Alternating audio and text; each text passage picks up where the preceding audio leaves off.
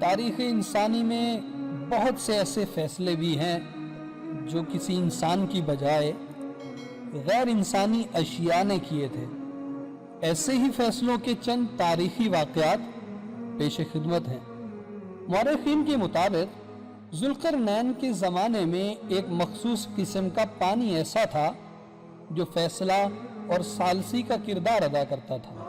اس کی صورت یہ تھی کہ اگر اس پانی کے اوپر حق والا آدمی بیٹھ جائے تو پانی منجمد ہو کر برف بن جاتا تھا، اور جھوٹا آدمی بیٹھ جائے تو پانی پگھل جاتا تھا، یعنی غلط آدمی کے لیے اس کے اوپر بیٹھنا ممکن نہ تھا۔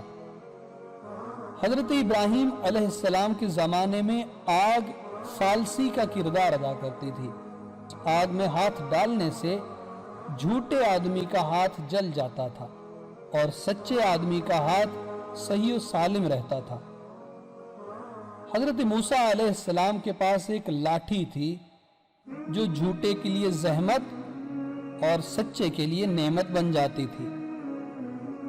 حضرت سلیمان علیہ السلام کے زمانے میں ہوا فیصلہ کرتی تھی جو باطل کو اڑا کر لے جاتی تھی اور صادق کے لیے نعمت بن جاتی تھی۔